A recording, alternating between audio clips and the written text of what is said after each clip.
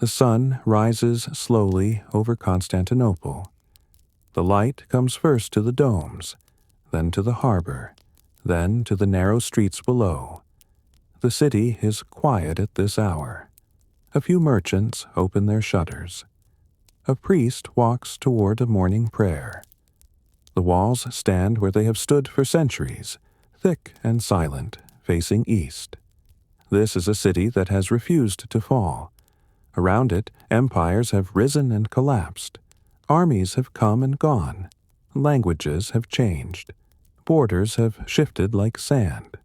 But Constantinople remains, and with it, an empire that will endure for more than 1,000 years. How did it survive so long? That is the question we will explore together, gently, without hurry. This is not a story of constant battle or dramatic turning points. It is a story of patience, of adaptation, of holding on when the world insists you let go. If you enjoy calm history told gently, you're always welcome to subscribe to Archive of Rest and Rest here again. The empire we call Byzantine never called itself that. To its people, it was simply Rome, the Roman Empire. They were Romans speaking Greek, worshiping Christ, governing from Constantinople. They carried the old world forward into the new. They preserved what others forgot. They built libraries while cities burned. They copied manuscripts while kingdoms fell. This empire lasted from the 4th century to the 15th, from Constantine to the final Constantine, over 1,000 years. Longer than most nations have existed. Longer than the Western Roman Empire ever stood. We will walk through that time slowly. We will not rush from crisis to crisis. Instead, we will try to understand how ordinary life continued, how farmers planted crops while borders shifted, how merchants traded while armies marched, how monks copied texts while emperors rose and fell. We will see Constantinople at dawn as we do now. We will walk its streets. We will stand inside the Hagia Sophia and feel the light pour through its windows. We will watch the emperor process through the palace, robed in purple, moving through rituals older than memory. We will meet the people who lived in this empire. Not just emperors and generals, but bakers and weavers and sailors. People who woke each morning and went about their work, who loved and worried and hoped, who believed their world would last forever. And, in a way, it did. Because even after Constantinople fell, even after the last emperor died on the walls, something of Byzantium remained. In law, in art, in faith, in the way we think about power and beauty and endurance. This is not a story with a simple moral. It is not a tale of triumph or tragedy. It is something quieter. It is the story of how a civilization held on, how it bent without breaking, how it changed while insisting it stayed the same. We will move through 8 chapters. We will begin with the division of Rome and the survival of the East. We will explore Constantinople itself, the queen of cities, the heart that kept beating. We will enter the palace and the church, the marketplace and the monastery. We will watch the empire face enemies from every direction, and we will stand, finally, in 1453, as the walls fall and the city changes hands. But we will not rush. There is no need. History does not hurry. It unfolds at its own pace, and we will follow it gently. The Byzantine Empire survived because it was flexible, because it valued continuity over glory, because it knew when to fight and when to negotiate, because it built walls and kept them strong, because it taxed carefully and governed patiently, because it believed in something larger than any single emperor or generation. It survived because it had to, because the people inside those walls could not imagine a world without Rome. Even as the West fell, even as barbarians carved up the old provinces, the East held on. It held on through plague and invasion, through civil war and religious conflict, through centuries of pressure that would have crushed a lesser state. And it did this quietly, without fanfare, without the grand narratives we often expect from history. It simply continued, day after day, year after year, century after century. That is what we will explore together. Not the dramatic moments, though they will appear, but the long stretches in between, the ordinary time, the rhythm of life in an empire that refused to end. So let us begin. Let us walk back through time to the moment when Rome split in two. Let us see why the East survived while the West collapsed. Let us enter Constantinople and feel what it meant to live in a city that believed it would stand forever. The sun is higher now. The streets are filling. The day begins. And somewhere in the palace, an emperor wakes and prepares to carry forward a tradition that stretches back 1,000 years and will stretch forward 1,000 more. This is the story of Byzantium, the empire that would not die, the city that held the line between ancient and modern, between East and West, between what was and what would be. Rest here. Listen. Let the story unfold. The Eastern Roman Inheritance. In the year 285, the Roman Empire was too large to govern. That was the simple truth. One man could not rule from Britain to Mesopotamia, from the Rhine to the Sahara. The distances were too great, the problems too many, the enemies too numerous. So the Emperor Diocletian divided it. He did not mean to split Rome forever. He meant to make it stronger. 2 emperors, he thought, would be better than 1. 4 would be better still. Each would govern his own territory. Each would defend his own borders. Together they would preserve what one man alone could not. It was a practical solution, and for a time it worked. But empires, once divided, rarely come back together. The split deepened. The East and West grew apart. They spoke different languages. They faced different enemies. They developed different priorities.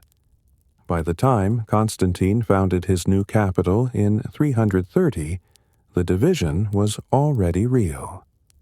Constantinople, the city of Constantine, built on the site of ancient Byzantium, at the narrow strait where Europe meets Asia. It was not an accident that he chose this place. Geography matters, and Constantinople had the best geography in the world. The city sat on a peninsula, protected on 3 sides by water. The Sea of Marmara to the south, the Bosphorus to the east, the Golden Horn to the north.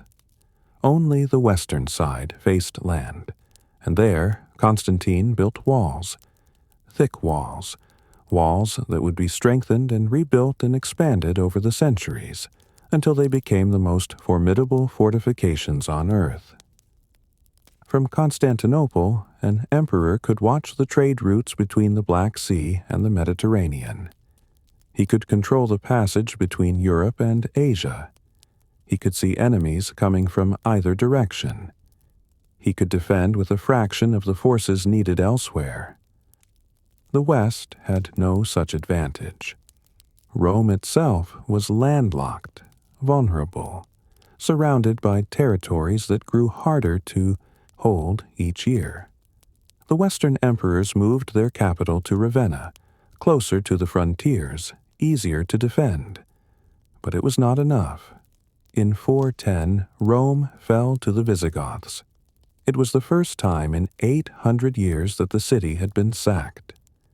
The shock rippled across the world. Rome, eternal Rome, had fallen. But Constantinople stood. In 476, the last Western Roman emperor was deposed.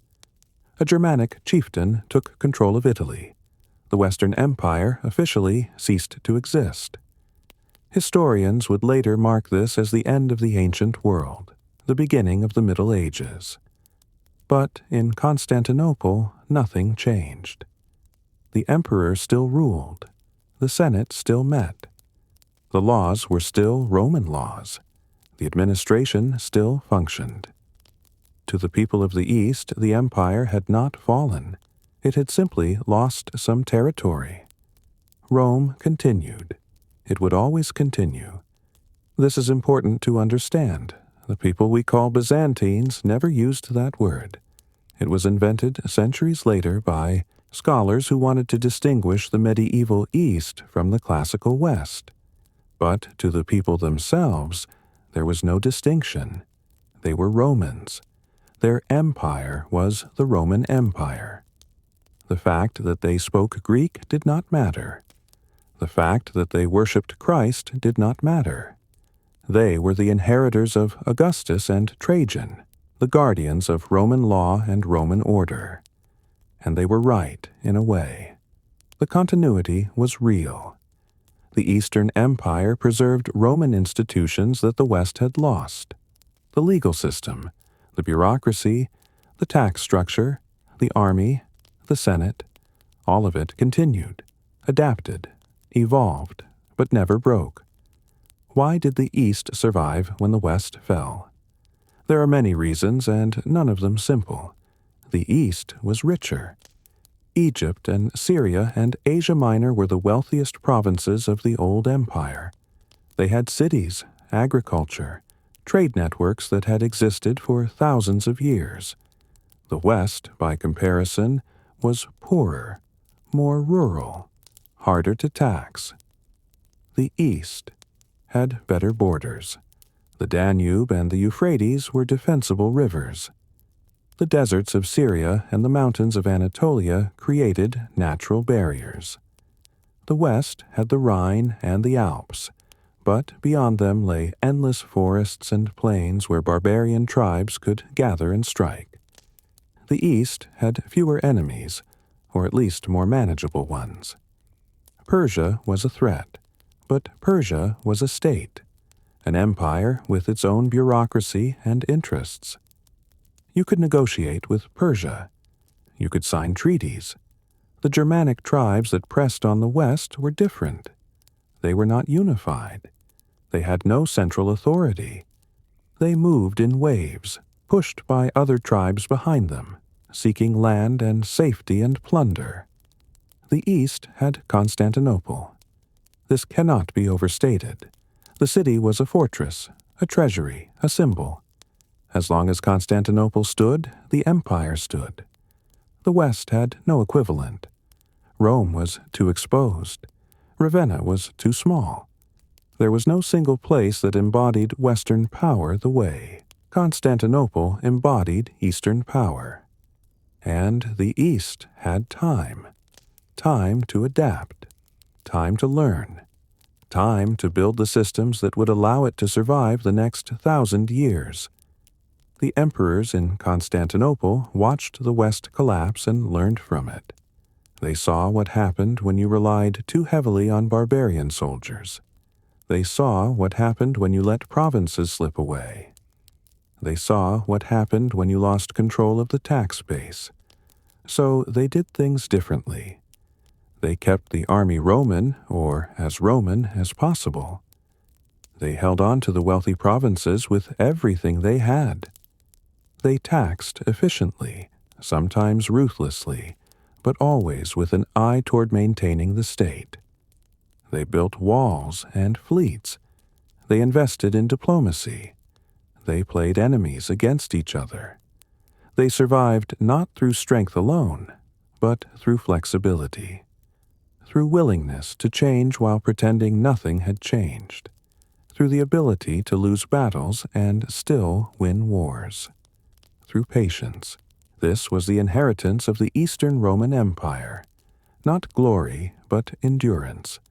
Not conquest, but survival. Not the dream of restoring the old borders, but the reality of holding what they had.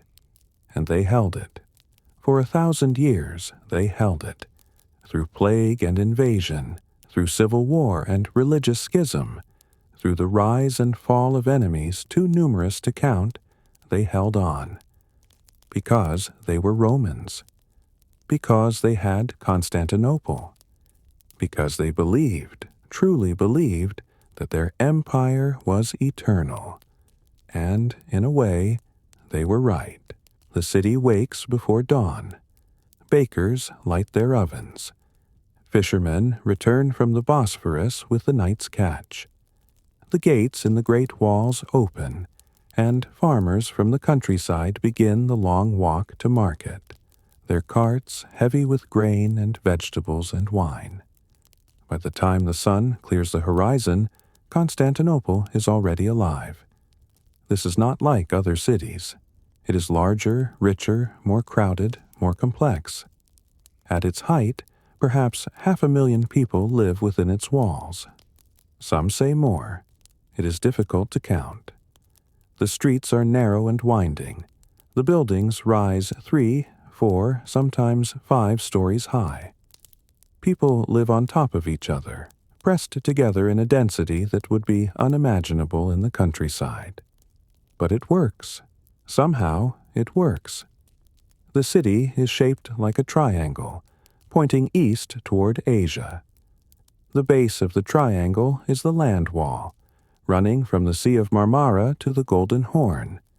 This is where the defenses are strongest.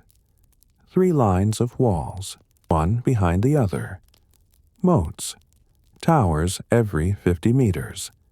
Gates that can be sealed in minutes. These walls are the reason Constantinople survives. They are 12 meters high in places, 5 meters thick. They have been tested again and again by Persians and Arabs and Bulgars and Russians. They have never fallen. Not to siege, not to assault. Not in 1,000 years. The sea walls are less formidable, but the sea itself is a defense. The currents in the Bosphorus are strong and unpredictable. The Golden Horn is a natural harbor, deep and protected, and the Byzantines stretch a great chain across its mouth in times of danger. No fleet can enter without permission.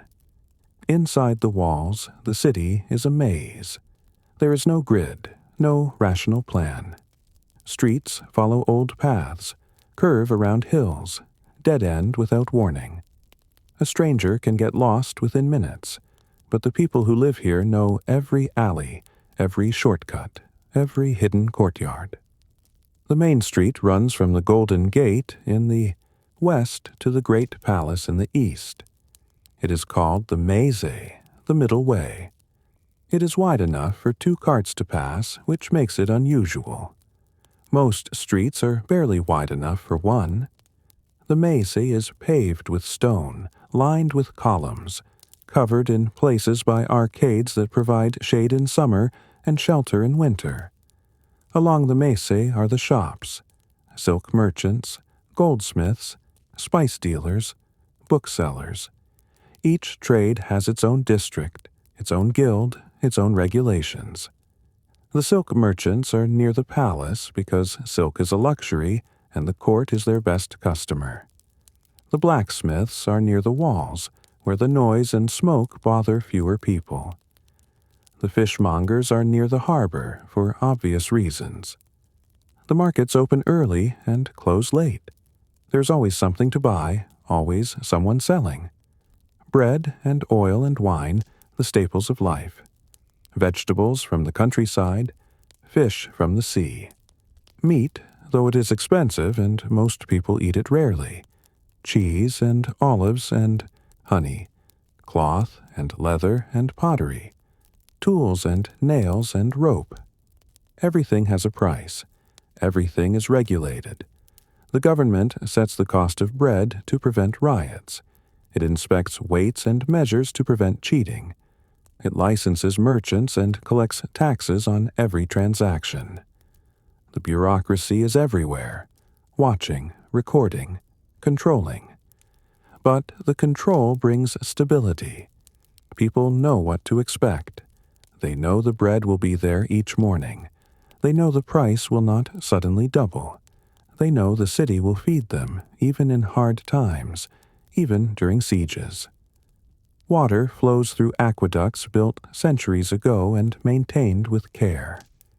The aqueduct of Valens crosses the city on high arches, carrying water from the hills to the north.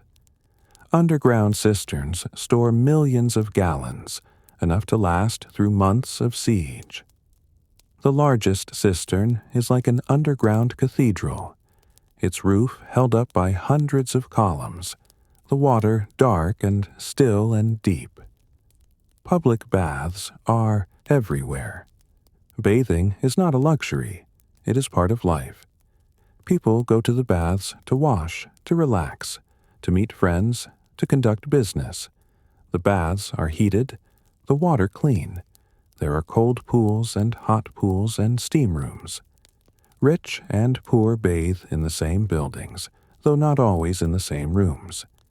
The churches are the other gathering places. There are hundreds of them, from small chapels to great basilicas. The largest is the Hagia Sophia, the Church of Holy Wisdom, built by Justinian in the 6th century. It is the greatest building in the Christian world. Its dome seems to float, suspended by light and prayer. Inside, the walls are covered with mosaics, gold and glass catching the sun, creating a space that feels both solid and weightless. People come to the Hagia Sophia to pray, to witness imperial ceremonies, to feel connected to something larger than themselves. The liturgy is long and elaborate, filled with incense and chanting and ritual. It is meant to be a glimpse of heaven, and for many it is. The palace is nearby, a vast complex of buildings and courtyards and gardens. It is not a single structure, but a small city within the city. Throne rooms and chapels and libraries, barracks and stables and workshops, apartments for the emperor and his family, offices for the bureaucrats, quarters for the guards. The palace faces the sea. From its windows, the emperor can watch ships arrive from Egypt and Syria and Italy. He can see the Asian shore, so close you could almost swim to it. He can look out over his capital and know that as long as these walls stand, as long as this city endures, the empire endures. Ordinary people rarely enter the palace. They see it from outside, a collection of domes and towers rising above the walls. They know the emperor is there, living a life they cannot imagine, surrounded by luxury and ceremony and power. But they also see him sometimes, processing through the streets on feast days, robed in purple, crowned in gold. The emperor is distant but not invisible. He is part of the city's rhythm, part of its identity. The hippodrome is where the city comes together. It is a massive arena holding tens of thousands of people. Chariot races are held here, and the city divides into factions, blues and greens, cheering for their teams with a passion that sometimes turns violent. The races are not just entertainment. They are politics, religion, identity. Emperors have fallen because they lost the support of the factions. But most days, the hippodrome is quiet. People walk through it. Children play in its shadow. It is simply part of the landscape, like the walls and the churches and the sea. Life in Constantinople is crowded and noisy and sometimes dangerous. Fire is a constant threat in a city of wooden buildings pressed close together. Disease spreads quickly in the narrow streets. Crime happens despite the patrols and the laws. The city is not paradise, but it is home. For 500,000 people, it is the center of the world. It is where they were born, where they work, where they will die. It is the queen of cities, the eye of the world, the place where East meets West and ancient meets modern. And it is strong. stronger than any other city, protected by walls and water, and the belief that God Himself watches over it. As long as Constantinople stands, the empire stands. The sun is high now. The markets are full. The streets are crowded. The city moves through its daily rhythm, as it has for centuries, as it will for centuries more. This is Constantinople. This is the heart that keeps beating. The emperor is not like other men. He is chosen by God. He rules by divine right. His person is sacred. To approach him without permission is death. To touch him is unthinkable. Even his signature is holy, written in purple ink that no one else may use. This is not arrogance. This is theology. The emperor is God's representative on earth. He stands between heaven and the empire. His authority comes not from the Senate or the army or the people, but from above. He is crowned by the patriarch in the Hagia Sophia, anointed with holy oil, invested with power that transcends the merely human. But he is also a man. He eats and sleeps and worries. He can be overthrown. He can be blinded, exiled, murdered. The throne is sacred, but the man who sits on it is vulnerable. Byzantine history is full of emperors who ruled for decades and emperors who lasted months. The position is powerful and precarious in equal measure. The palace is where this contradiction lives. It is a place of ritual, so elaborate that every gesture has meaning. The emperor does not simply walk, he processes. He does not simply speak, he pronounces. Every movement is choreographed, every word weighed, every appearance calculated. When the emperor holds audience, the throne room is arranged to inspire awe. The throne itself sits on a raised platform. Mechanical lions flank it, capable of roaring through hidden pipes. Mechanical birds sing in golden trees. The floor is polished marble. The walls are covered in mosaics showing Christ and the saints and previous emperors. Incense fills the air. Visitors approach slowly, prostrating themselves 3 times as they advance. They do not look directly at the emperor. They address him with elaborate titles: Basileus, Autocrator, equal of the apostles. They speak only when spoken to. They back away when dismissed, never turning their backs on the sacred presence. This is not cruelty. This is order. The ritual creates distance, and distance creates authority. If the emperor were accessible, familiar, ordinary, his power would diminish. The ceremony protects him. It elevates him above faction and intrigue. It makes him more than a man. The court is vast. Hundreds of officials, each with a specific role, each with a rank and title and salary. There are ministers and secretaries and chamberlains. There are generals and admirals and governors. There are priests and scholars and physicians. There are eunuchs, men castrated in childhood, who serve in the palace because they cannot have families, cannot found dynasties, cannot threaten the throne. The eunuchs are trusted in ways other men are not. They manage the imperial household. They control access to the emperor. They serve as diplomats and generals and advisors. Some become immensely powerful, some are hated. But they are essential to the system, neutral players in a world of competing families and ambitions. The bureaucracy is the empire's skeleton. It holds everything together. There are departments for finance and justice and foreign affairs. There are offices that collect taxes and offices that pay salaries and offices that maintain roads and aqueducts. There are scribes who copy documents and clerks who file them and inspectors who ensure the system functions. Everything is written down, every transaction recorded, every decision documented. The archives are enormous. rooms filled with scrolls and codices going back centuries. If you want to know what tax a province paid 50 years ago, the information exists. If you want to know the terms of a treaty signed in the previous century, you can find it. This is how the empire survives. Not through military genius, though that helps. Not through wealth alone, though that matters. But through administration. Through the patient, unglamorous work of governing. Through systems that outlast individuals. The emperor presides over all of it, but he does not manage it. He cannot. There is too much. Instead, he sets policy and appoints officials and adjudicates disputes. He is the final authority, the source from which all power flows, but he depends on the bureaucracy to function. Some emperors are strong. They dominate the court, make decisions quickly, impose their will.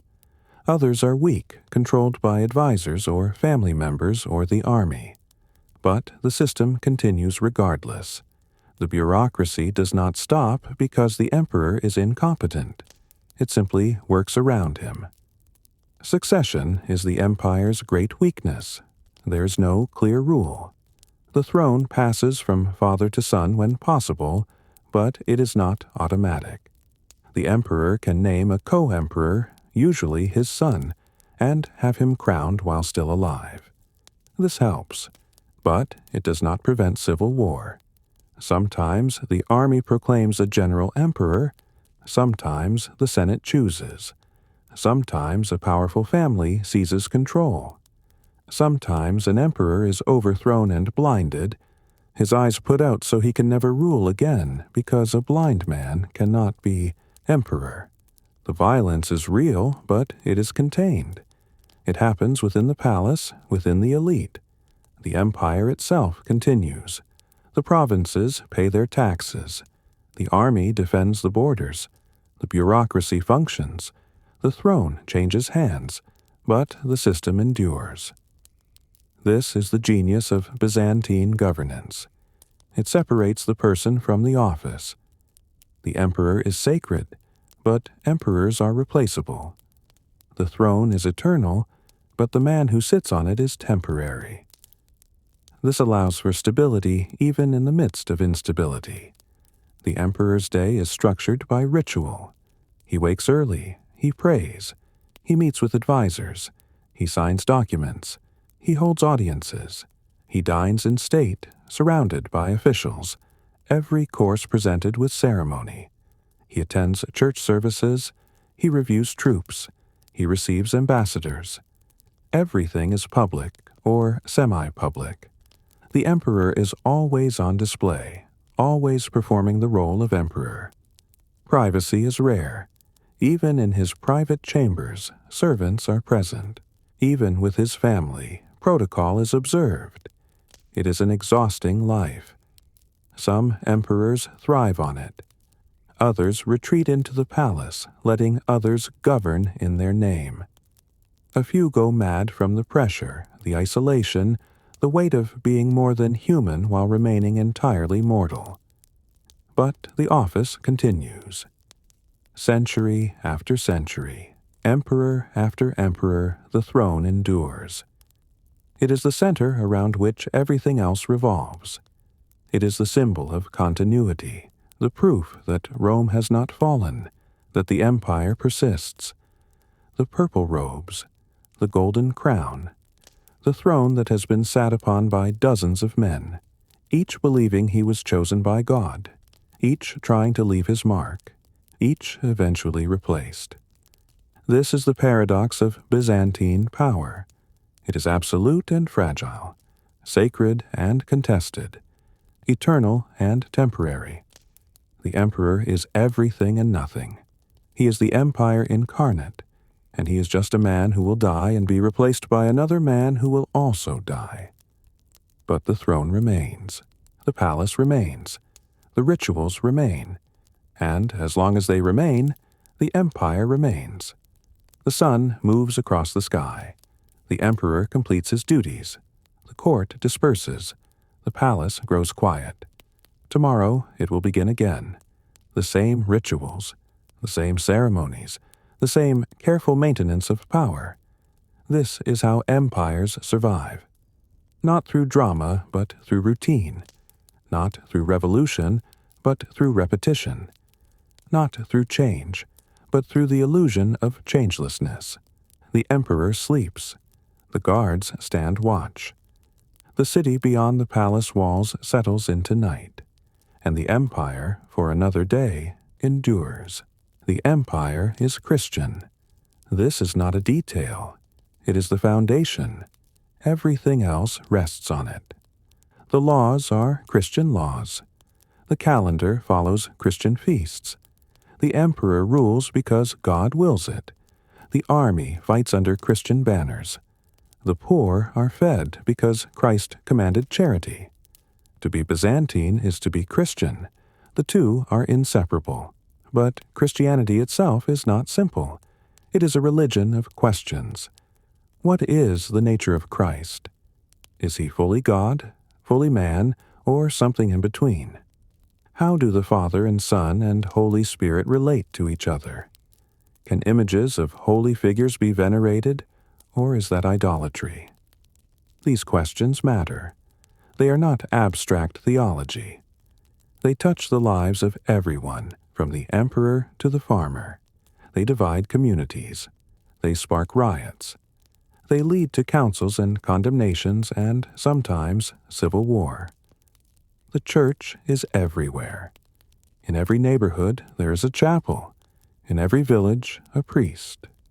The day is structured by prayer, matins at dawn, vespers at dusk, the liturgy on Sunday, long and elaborate, the congregation standing for hours, the incense thick, the chanting hypnotic. People pray at home before icons, small painted panels showing Christ or the Virgin Mary or the saints. The icons are not decorations. They are windows into heaven. They are points of contact between the earthly and the divine. You light a candle before an icon. You kiss it.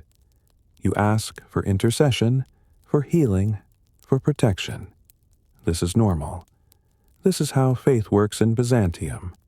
The icons are part of daily life, as common as bread. But in the 8th century, something changes. The Emperor Leo III decides that icons are wrong. They are idols, he says. They violate the commandment against graven images. They lead people to worship wood and paint instead of God. They must be destroyed. This is iconoclasm, the breaking of images, and it tears the empire apart. Leo orders icons removed from churches. Mosaics are plastered over. Paintings are whitewashed. Statues are smashed. Monks who resist are persecuted. Some are exiled. Some are tortured. Some die for their icons. The people are horrified. For generations they have prayed before these images. Their grandparents prayed before them. The icons are not idols. They are holy. They are blessed. They work miracles. To destroy them is to attack the faith itself. But the emperor insists. And the emperor is God's representative. His word is law. The army supports him. The bureaucracy obeys. The icons come down. The conflict lasts for more than a century. Emperors change. Some support icons. Some oppose them. The policy shifts back and forth. Churches are stripped and then redecorated and then stripped again. Families divide over the issue. Monks flee to Italy, taking their icons with them, preserving what they can. It is not a war, exactly. There are no great battles. But it is a wound, deep and slow to heal. It is a crisis of identity. If the icons are wrong, then generations of believers were wrong. If the icons are right, then the emperors who destroyed them were heretics. Finally, in 843, an empress named Theodora restores the icons permanently. The iconoclast emperors are condemned. The icons return to the churches. The mosaics are remade. The crisis ends, but the scars remain. The empire has learned that faith can divide as easily as it unites, that theological questions have political consequences, that the church and the state, though intertwined, do not always agree. The church is powerful. The patriarch of Constantinople is second only to the emperor. He crowns the emperor. He can refuse to crown an emperor he considers unworthy. He controls vast wealth, vast lands, thousands of clergy. He is a force that must be managed, negotiated with, sometimes opposed. Monasteries dot the landscape. Some are small, a handful of monks living in poverty and prayer. Others are vast complexes, wealthy and influential, owning villages and farms, producing wine and oil and manuscripts. Monks copy texts, preserving ancient knowledge. They illuminate manuscripts with gold and brilliant colors. They pray for the empire, for the emperor, for the souls of the dead. Monasticism is respected. To become a monk is to leave the world behind, to dedicate yourself entirely to God. Many people, as they age, retire to monasteries. Some emperors, defeated or weary, abdicate and take monastic vows.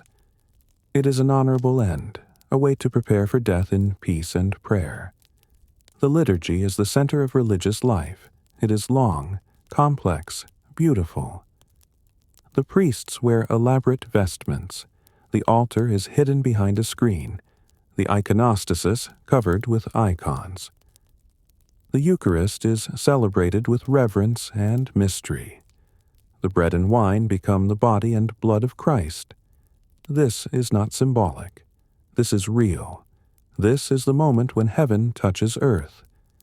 People take communion seriously. They fast beforehand.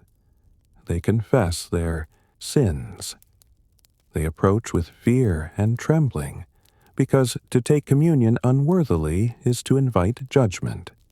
The Church teaches that salvation comes through faith and works, through prayer and fasting and charity, through participation in the sacraments, through living a Christian life. It is not easy. It requires discipline, sacrifice, constant attention, but it also provides comfort. The Church is always there. The prayers are always the same. The liturgy does not change. In a world of uncertainty, of war and plague and political upheaval, the Church is stable. It is the one thing you can count on. The Virgin Mary is especially beloved. She is the Theotokos, the God-bearer, the Mother of Christ. She is the protector of Constantinople. Her icon hangs on the walls during sieges. Her intercession is sought in times of danger.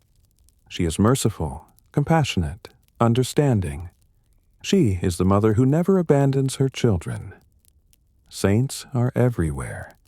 Every profession has a patron saint. Every illness has a saint who can heal it. Every danger has a saint who can protect against it. People pray to the saints constantly, asking for help, offering thanks, seeking miracles. And miracles happen. Or people believe they happen, which amounts to the same thing. Icons weep. Relics heal. Prayers are answered.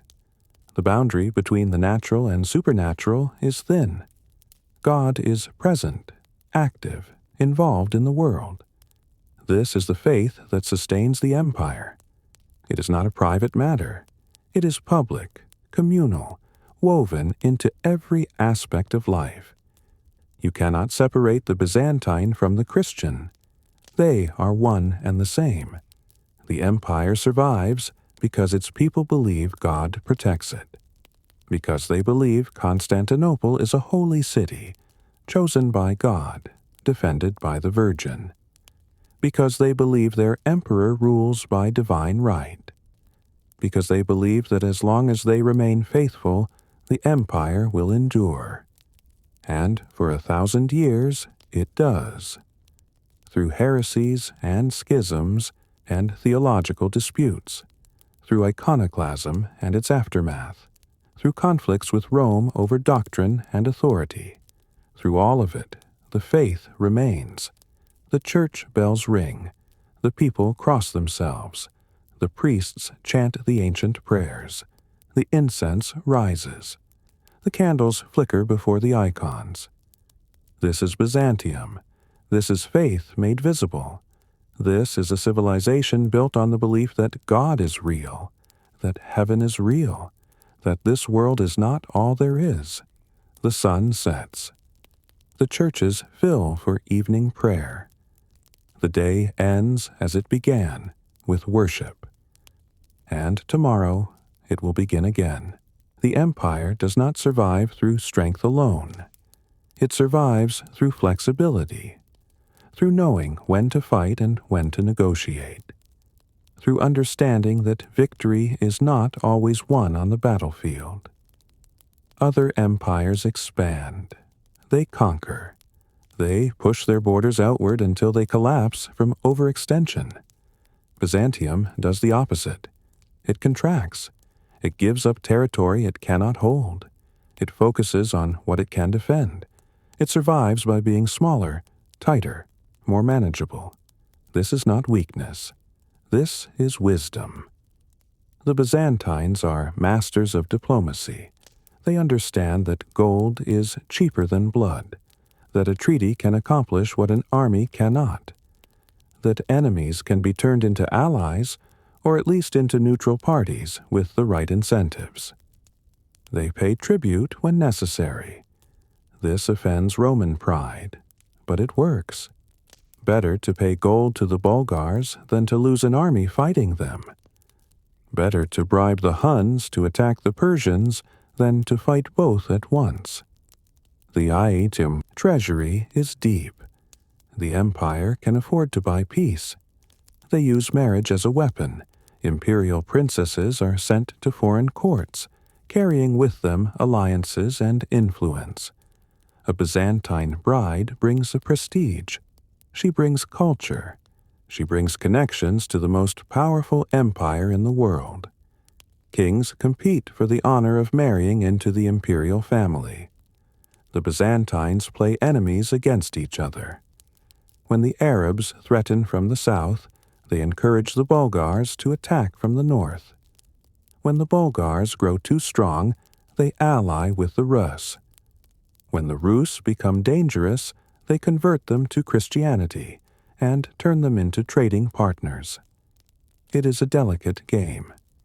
It requires intelligence networks, skilled diplomats, patience, but it works. The empire survives not by defeating all its enemies, but by ensuring they never unite against it. The bureaucracy makes this possible. There are offices dedicated to foreign affairs. Scribes who speak Arabic and Slavic and Latin. Translators who can negotiate treaties. Spies who gather information. The empire knows what is happening beyond its borders. It knows which tribes are fighting, which kingdoms are weak, which alliances are forming. This knowledge is power. It allows the empire to act before threats materialize, to intervene early when intervention is cheap, to prevent wars rather than fight them. The army is smaller than it once was. The empire cannot afford the massive legions of the old days. But the army it has is professional, well-trained, disciplined. The soldiers are paid regularly. They are equipped with the best weapons and armor. They are led by experienced generals who understand that preserving the army is more important than winning glory. Byzantine warfare is defensive. The strategy is to avoid pitched battles, to use fortifications, to harass the enemy, to wait for them to exhaust themselves, to strike when they are weak and retreat when they are strong. The theme system helps. The empire is divided into military districts called themes. Each theme is responsible for its own defense. The soldiers are given land in exchange for military service. They are farmers who fight when needed. This is cheaper than maintaining a standing army. It ties the soldiers to the land they defend. It creates a system that can sustain itself even when the central government is weak. The navy is crucial. Constantinople is a maritime city. Its wealth comes from trade. Its security depends on controlling the sea. The Byzantine navy is the best in the Mediterranean. Its ships are fast and maneuverable. Its sailors are experienced. Its admirals are skilled. And it has Greek fire. Greek fire is the empire's secret weapon. It is a liquid that burns on water. It cannot be extinguished. It clings to ships and men and burns until there is nothing left. The formula is a state secret, known only to a few. It is manufactured in Constantinople under guard. It is deployed from special ships, equipped with bronze tubes that spray the fire onto enemy vessels. The Arabs fear it. The Rus fear it. Everyone fears it. Greek fire has saved Constantinople more than once. It has destroyed fleets that threatened the city. It is a weapon that gives the empire an edge, a way to defeat enemies who outnumber them. But Greek fire is not enough. No single weapon is enough. Survival requires constant adaptation. When the Arabs conquer Syria and Egypt in the 7th century, the empire loses its wealthiest provinces. The tax base shrinks. The population falls. The empire could have collapsed. Instead, it adapts. It reorganizes the army. It creates the theme system. It focuses on defending Anatolia, the heartland. It builds a network of fortresses and watchtowers. It develops a warning system that can alert Constantinople to invasion within hours. It changes its tactics. Instead of trying to reconquer the lost provinces, it raids them. Byzantine armies strike into Arab territory. Take, plunder, and retreat before reinforcements arrive. This keeps the Arabs off balance. It prevents them from consolidating their gains. It buys time. Time is what the empire needs. Time to recover. Time to rebuild. Time to wait for the enemy to weaken. And the Arabs do weaken. They fight among themselves. They overextend. They face rebellions and civil wars. The Byzantine Empire watches and waits and survives. When the Bulgars establish a powerful kingdom on the empire's northern border, the Byzantines cannot defeat them militarily. So they convert them. Byzantine missionaries bring Christianity to the Bulgars. They bring literacy and culture and ties to Constantinople. Within a generation, the Bulgars are allies instead of enemies. This is the Byzantine way. Convert your enemies. Make them part of your world. Give them a stake in your survival. The same strategy works with the Rus. They come as raiders, attacking Constantinople in their longships. The Byzantines defeat them with Greek fire. But then they negotiate. They offer trade agreements. They allow Rus merchants into the city. They send missionaries to Kiev. Eventually, the Rus convert. They adopt Byzantine Christianity. They model their churches on Byzantine churches. They invite Byzantine artists to decorate them. They become part of the Orthodox world, connected to Constantinople by faith and culture and trade. This is how empires survive. Not by conquering everyone, but by absorbing them, by making them want to be part of your world, by offering something they cannot get elsewhere. Byzantium offers civilization. It offers wealth and art and learning. It offers the prestige of association with Rome. It offers access to trade networks that span the known world. It offers a religion that promises salvation and a culture that has endured for centuries. This is attractive. This is powerful. This is why barbarian kings want Byzantine titles. why they send their sons to be educated in Constantinople, why they imitate Byzantine court ceremonies, why they marry Byzantine princesses. The empire survives because it is desirable, because even its enemies want to be like it. But adaptation has costs. The empire that survives is not the empire that was. It is smaller. It speaks Greek instead of Latin. It is more Eastern than Western. It is Christian in a way the old pagan Rome never was. The Byzantines do not see this as loss. They see it as continuity. They are still Romans. They still follow Roman law. They still claim the authority of the Caesars. The fact that they have changed does not mean they have abandoned their identity. This is the final adaptation. The ability to change while insisting nothing has changed. To be flexible in practice while remaining rigid in theory. To survive by bending without breaking. The empire faces crisis after crisis. Plague, invasion, civil war, economic collapse. Each time it adapts. It finds a way through. It survives. Not because it is the strongest. Not because it is the richest, but because it is the most flexible. Because it understands that survival is more important than pride. That the empire matters more than any single emperor or generation. The sun sets over Constantinople. The walls stand. The city endures. Another day survived. Another threat managed.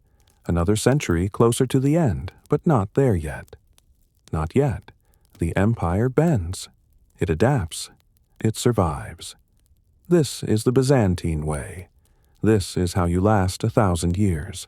Most people never see the inside of the palace. They never meet the emperor.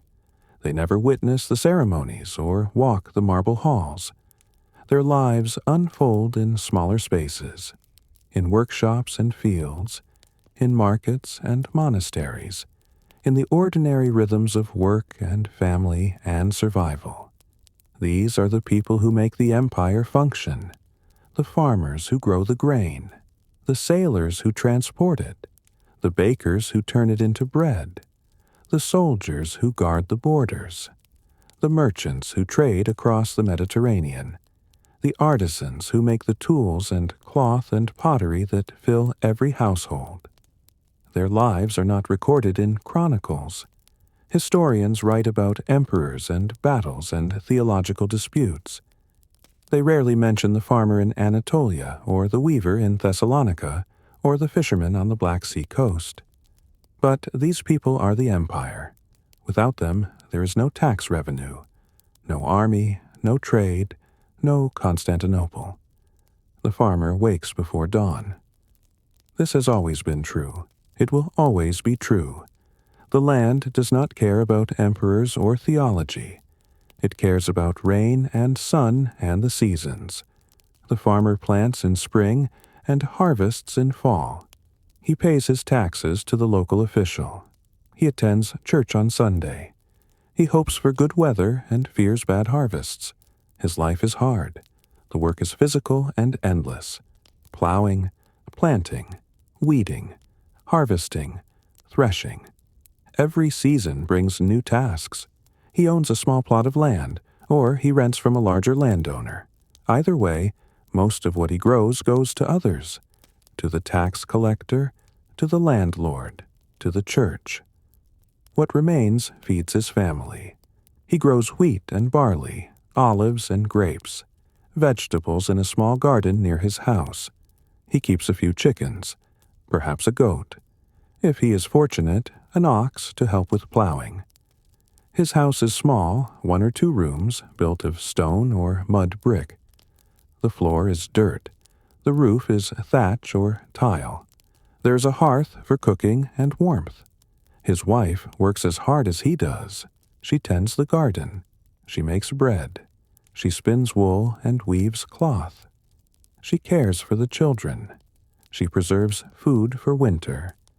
She manages the household, which means managing scarcity, making a little go a long way. ensuring the family survives until the next harvest. The children work too. As soon as they are old enough, they help in the fields. They watch the animals. They fetch water. They learn by doing. Most will never learn to read. They do not need to. Their education is practical. How to plant, how to harvest, how to survive. Life in the countryside is isolated. Villages are small. Travel is difficult and dangerous. Most people live their entire lives within a few miles of where they were born. They know their neighbors. They know the local priest. They know the tax collector. Beyond that, the world is distant and abstract. But they know they are part of an empire. They pay taxes to Constantinople. They pray for the emperor in church. They hear news, sometimes, of wars and victories and defeats. They know the empire protects them, or tries to. They know that without the empire, there would be chaos. In the cities, life is different. More crowded, more complex, more opportunities, and more dangers. The artisan works in a small shop, often attached to his home. He is a blacksmith, or a potter, or a carpenter. He learned his trade from his father or from a master who took him as an apprentice. He belongs to a guild, which regulates his work, sets standards, protects him from unfair competition. He makes things people need: tools, pots, furniture, horseshoes, nails. His work is skilled. It requires knowledge and experience. He takes pride in it. A well-made pot or a properly forged blade is a small victory, a proof of competence. He earns enough to live. Not wealth, but stability. He owns his shop. He feeds his family. He saves a little for emergencies. He pays his taxes and his guild fees. He attends church. He is respectable, a solid member of the community. The merchant is different. He deals in goods, not labor. He buys and sells. He trades across distances.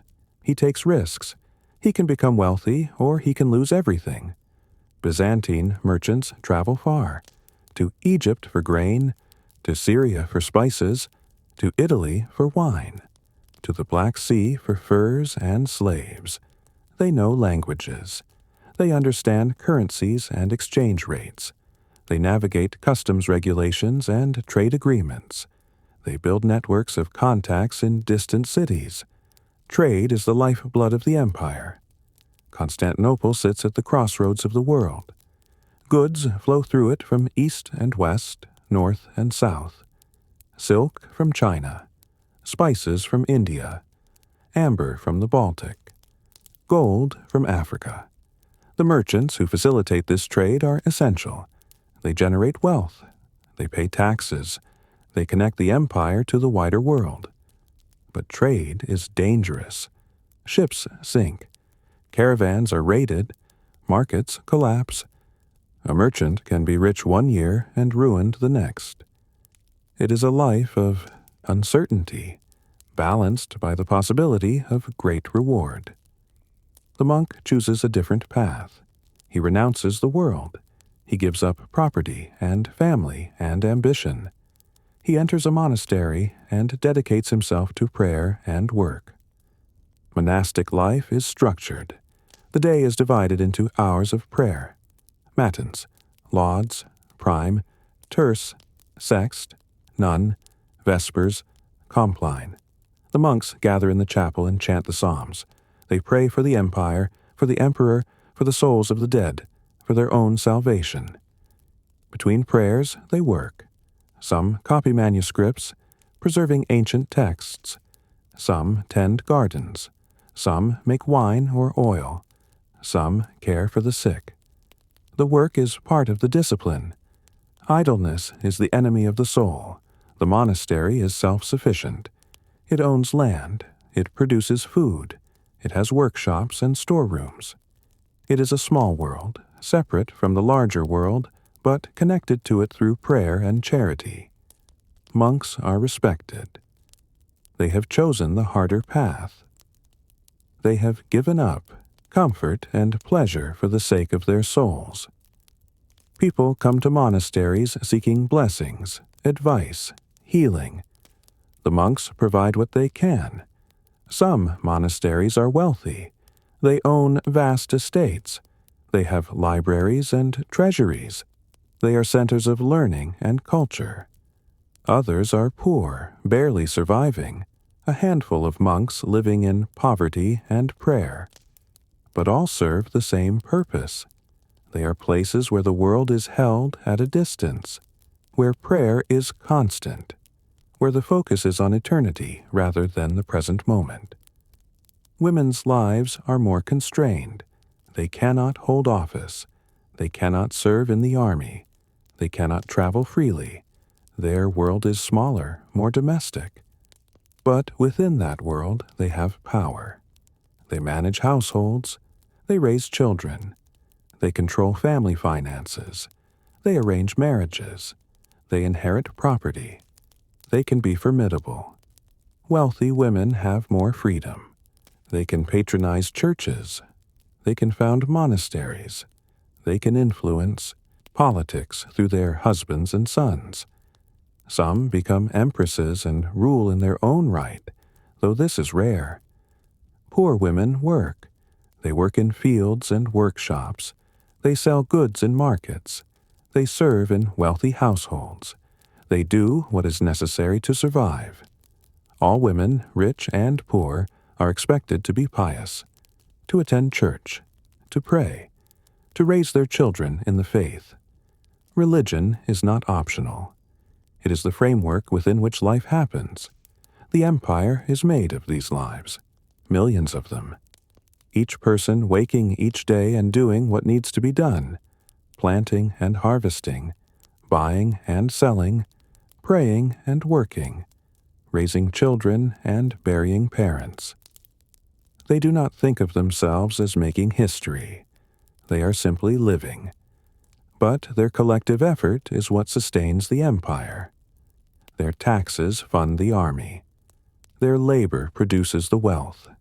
Their faith provides the cohesion. The empire is not just emperors and generals. It is farmers and merchants and monks. It is women managing households and children learning trades. It is the daily work of millions of ordinary people, and they endure, through wars and plagues and famines, through good emperors and bad, through centuries of change and continuity. They wake each morning and continue. They plant and harvest. They buy and sell. They pray and work. This is the empire. Not the palace, but the people. Not the ceremonies, but the ordinary rhythms of life. Not the grand narrative, but the small stories that never get told. The sun sets. The farmer returns from his field. The artisan closes his shop. The merchant counts his profits or his losses. The monk chants evening prayers. The mother puts her children to bed. Another day ends. Another day survived. The empire continues because they continue, because they do not give up, because they keep working, keep praying, keep living. This is how empires last, not through glory, but through persistence, not through great men, but through ordinary people doing ordinary things, day after day, year after year, century after century. Enemies, pressure, and decline. The empire has always had enemies. This is not new. From the beginning there have been threats: Persians to the east, barbarians to the north, pirates on the sea. The empire has survived them all, but over time the pressure increases. The enemies multiply. The resources to fight them diminish. The empire that once stretched from Spain to Syria shrinks to Anatolia and the Balkans, and even that becomes difficult to hold. The Arabs arrive in the 7th century. They come out of the desert with a new faith and a hunger for conquest. Within decades, they take Syria and Egypt and North Africa. They besiege Constantinople twice. They raid Anatolia every summer for generations. The empire survives, but it is wounded. The loss of Egypt is catastrophic. Egypt was the breadbasket, the source of grain that fed Constantinople. Without it, the empire must reorganize its entire economy. The loss of Syria means the loss of wealthy cities. Trade, routes, tax revenue. The Arabs do not go away. They establish a caliphate that rivals the empire in power and wealth. They build cities. They develop their own culture. They become a permanent presence on the empire's southern border. The Byzantines adapt. They fortify Anatolia. They develop the theme system. They learn to fight defensively. They use diplomacy and gold to buy peace when they can. They survive, but they are diminished. In the north, the Bulgars establish a kingdom. They are fierce warriors, skilled horsemen. They raid Byzantine territory. They demand tribute. They defeat Byzantine armies. For centuries, the relationship swings between war and peace. Sometimes the Bulgars are allies. Sometimes they are enemies.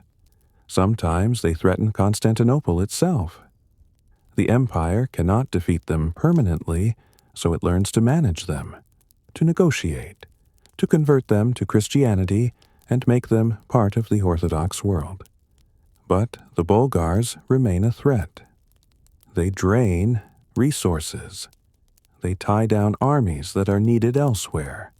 They are one more pressure on an empire that faces pressure from every direction. The Rus come from the north, sailing down the rivers in their longships. They raid the Black Sea coast. They attack Constantinople. They are pagans, fierce and unpredictable. The Byzantines defeat them with Greek fire, but they also negotiate. They offer trade agreements. They send missionaries. Eventually, the Rus convert.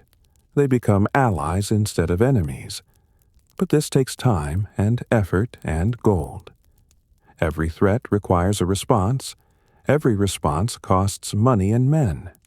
The empire is constantly juggling, constantly prioritizing, constantly deciding which enemy to fight and which to appease. And then the Crusaders come. They come from the West, from Catholic Europe.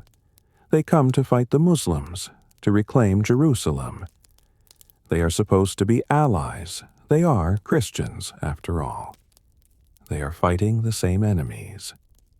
But they are also dangerous. They are undisciplined. They are greedy. They do not respect Byzantine authority. They march through Byzantine territory, taking what they want, causing chaos. The First Crusade passes through in 1096. The Byzantines help them, guide them, supply them. The Crusaders recapture territory from the Arabs. For a moment, it seems like a success. But the Crusaders establish their own kingdoms in the east. They do not return the land to Byzantium. They keep it for themselves. They become rivals instead of allies. The later Crusades are worse. The Crusaders distrust the Byzantines. They see them as schismatics, as Greeks, as not quite Christian. The Byzantines distrust the Crusaders. They see them as barbarians, as threats to stability. In 1204, the Fourth Crusade attacks Constantinople itself. The Crusaders are supposed to be going to Egypt. Instead, they are diverted. They besiege the city. They break through the walls. They sack Constantinople. The sack lasts 3 days. The Crusaders loot the city. They steal treasures. They destroy art. They desecrate churches. They rape and murder. The damage is immense, not just physical, but psychological. Constantinople, the city that had never fallen, has fallen to Christians. The empire fragments. The Crusaders establish a Latin empire in Constantinople. Byzantine nobles flee and establish successor states in Nicaea and Trebizond and Epirus. The empire that was one is now many. For 57 years, Constantinople is ruled by foreigners. The Byzantines do not give up. They fight to reclaim their city. In 1261, they succeed. Michael VIII Palaiologos retakes Constantinople. The empire is restored, but it is not the same empire. It is smaller, weaker, poorer. The sack of 1204 is a wound that never fully heals. The empire has lost territory it will never recover. It has lost wealth it cannot replace. It has lost prestige and confidence. And new enemies are rising. The Ottomans, a Turkish tribe, begin to expand in Anatolia. At first, they are just one threat among many, but they are organized. They are disciplined. They are led by capable rulers. They grow stronger while the empire grows weaker. The Byzantines try to stop them. They fight battles. They build alliances. They ask the West for help. But the West is divided. The Pope demands that the Orthodox Church submit to Rome in exchange for aid. The Byzantines refuse, or they agree, and then their people rebel. The religious divide is too deep. The Ottomans take Anatolia piece by piece. They cross into Europe. They take Adrianople. They surround Constantinople. The empire shrinks to the city itself and a few scattered territories. It is an empire in name only. The decline is slow. It takes centuries. There are moments of recovery. Strong emperors who push back the enemies. Periods of peace and prosperity. But the overall trajectory is downward. The population falls, the economy weakens, the army shrinks, the bureaucracy becomes less efficient. The empire that once ruled the Mediterranean becomes a small state struggling to survive. But it does not give up. Even when reduced to Constantinople and a few surrounding towns, it remains the Roman Empire. The emperor still wears the purple. The court still performs the ancient rituals. The people still believe they are Romans. This is stubbornness, perhaps, or faith, or simply the inability to imagine an alternative. The empire has existed for so long that its end seems impossible. It has survived so many crises that surely it will survive this one too. But the pressure is relentless. The Ottomans are patient. They do not need to rush. They control the territory around Constantinople. They can wait. They can tighten the noose slowly. Inside the city, people go about their lives. They work and pray and raise their families. They know the empire is in danger. They have always known. But what can they do? They cannot change the course of history. They can only live their lives and hope. The walls still stand, the same walls that have protected the city for 1,000 years. They are strong. They have never been breached by force. As long as the walls stand, there is hope. But walls need defenders. And the empire no longer has enough defenders. The army is small. The treasury is empty. The allies are few. The empire is dying. Not suddenly, but slowly. Like a tree that has been cut, still standing, still green, but no longer rooted. It is only a matter of time. The people know this in their hearts, but they do not speak of it. They continue. They maintain the rituals. They pray. They hope for a miracle. The sun sets over Constantinople. The walls cast long shadows. The city is quieter than it once was, smaller, poorer, but still standing, for now. Word count, 1,300 words. Chapter 7 is complete at exactly 1,300 words. Shall I proceed to Chapter 8? 1453. The end that was also a beginning. Approximately 1,150 words. The spring of 1453 arrives cold and gray. Constantinople wakes to the sound of drums, Ottoman drums echoing across the land walls. Sultan Mehmed II has brought his army, tens of thousands of soldiers, hundreds of cannons, a fleet that fills the Bosphorus. The siege begins in April. It will last 53 days. Inside the city, there are perhaps 50,000 people. Once there were 500,000. But the population has dwindled over the centuries. Whole neighborhoods stand empty. The great forums are quiet. The city is a shadow of what it was. The defenders number 7,000. Maybe 8,000. It is difficult to know exactly. There are Byzantine soldiers, what remains of the imperial army. There are Genoese volunteers, led by Giovanni Giustiniani, a skilled commander who has come to help. There are monks and merchants and ordinary citizens who take up arms because there is no choice. Emperor Constantine XI walks the walls. He is the last Constantine, though he does not know it yet. He is 48 years old. He has ruled for 4 years. He knows the situation is desperate. He has sent letters to the West, begging for help. Some has come, but not enough.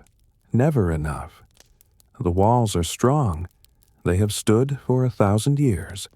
3 lines of defense, moats, towers, gates that can be sealed.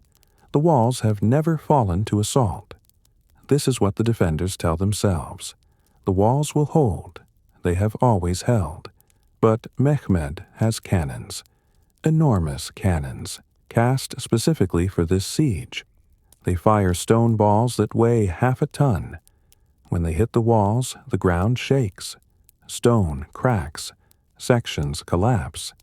The defenders work through the night, repairing the damage. They pile rubble behind the breaches. They build wooden palisades. They do what they can. But each day the cannons fire again. Each day more of the wall comes down. The Ottomans attack repeatedly. They send waves of soldiers against the walls. The defenders throw them back. The fighting is brutal, hand to hand. Swords and spears and arrows. Men die on both sides. But the walls hold. Inside the city, people pray. The churches are full.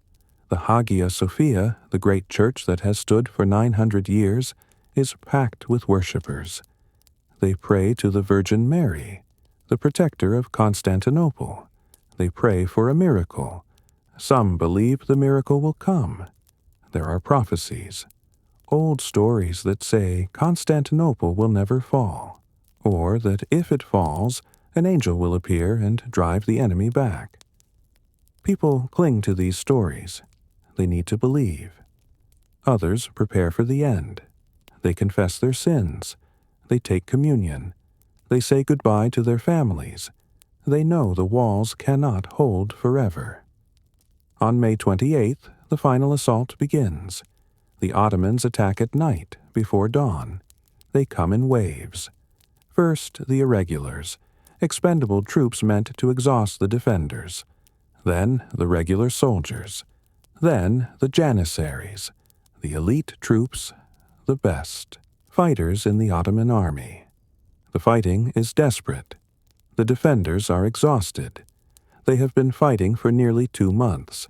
They are outnumbered 10 to 1. But they hold. They throw back attack after attack. Then Giustiniani is wounded. A bullet or an arrow, accounts differ. He is carried from the walls. His men see him leave. They waver. Panic spreads.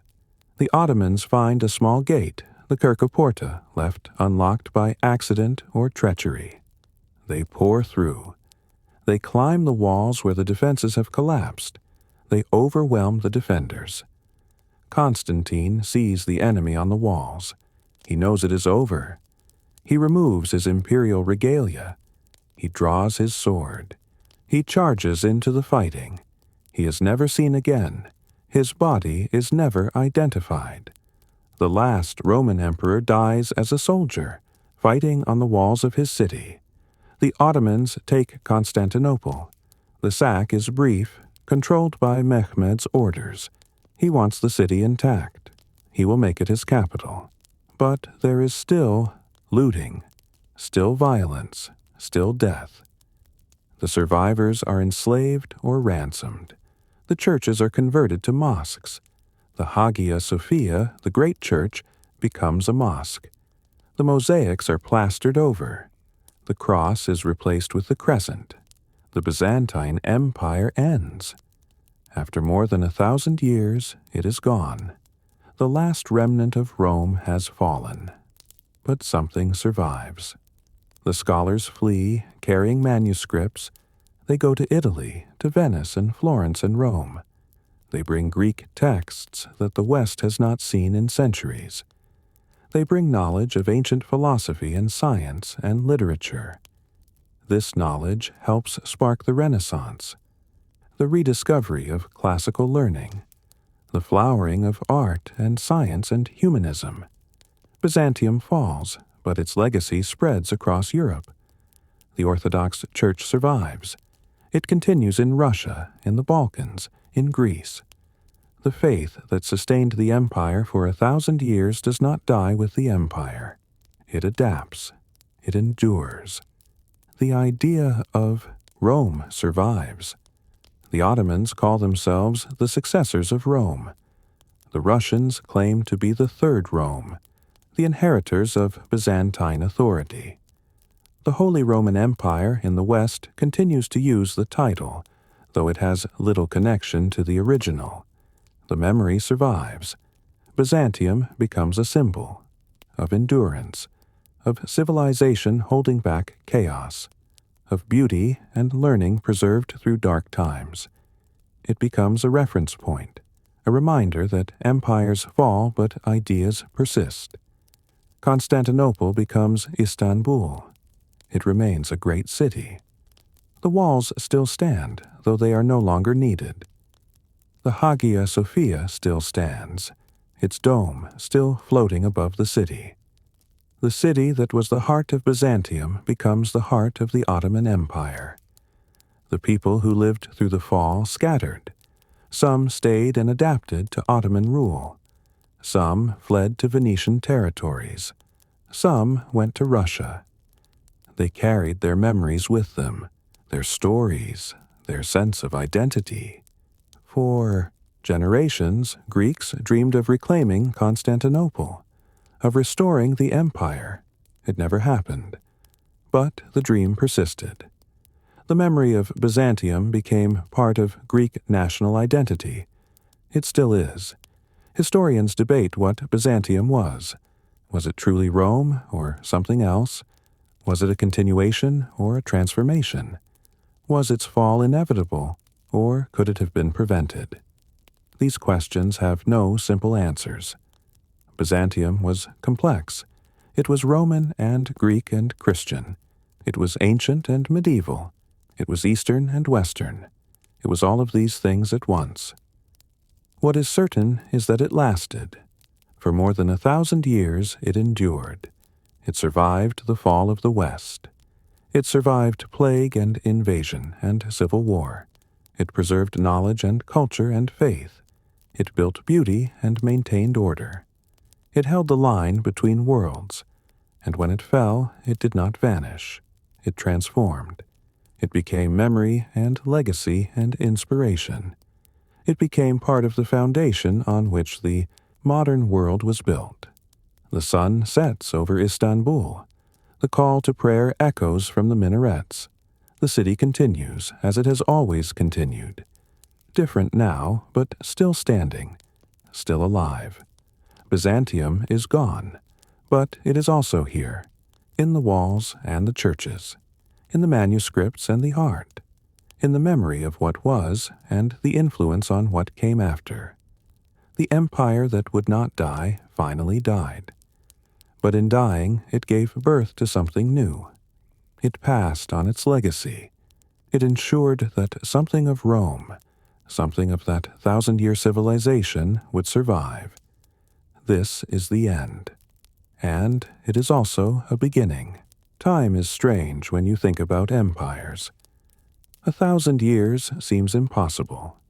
It is longer than most nations have existed, longer than most languages have been spoken, longer than most religions have endured in recognizable form. But Byzantium lasted that long, from Constantine to Constantine, from the 4th century to the 15th, through the collapse of the ancient world and the birth of the medieval, through plague and invasion and transformation, through everything history could throw at it, and then it ended. Not with a sudden catastrophe, but with a slow fade, a gradual weakening, a long goodbye that took centuries, until finally, in 1453, the walls fell and the last emperor died and the city changed hands. But endings are never complete. Nothing truly vanishes. Everything leaves traces. The manuscripts that Byzantine scholars carried to Italy helped spark the Renaissance, the rediscovery of Plato and Aristotle, the revival of classical learning, the flowering of art and science that transformed Europe. Byzantium fell, but its knowledge survived and spread and changed the world. The Orthodox Church that Byzantium nurtured continues today, in Russia and Greece and the Balkans and beyond. Millions of people worship in traditions that trace directly back to Constantinople. The liturgy is the same. The icons are the same. The faith endures. The legal traditions that Byzantium preserved influenced the development of law across Europe. The Justinian Code, compiled in the 6th century, became the foundation of civil law systems that still exist today. Roman law, preserved by Byzantium, shapes how we think about justice and rights and governance. The art survives, in museums and churches, mosaics and icons and manuscripts. The distinctive Byzantine style, with its gold backgrounds and solemn figures and spiritual intensity. It influenced Islamic art and Renaissance art and continues to inspire artists today. The architecture survives. The Hagia Sophia still stands, its dome still floating above Istanbul. Byzantine churches dot the landscape from Italy to Russia. The engineering principles, the use of domes and pendentives, influenced architecture for centuries. Even the idea of Byzantium survives. The word itself has become a metaphor. Byzantine complexity. Byzantine intrigue. We use it to describe elaborate systems, intricate politics, ornate beauty. The empire has become part of our language, part of how we understand the world. But beyond all of this, beyond the tangible legacy, there is something else. A lesson, perhaps. Or a reminder.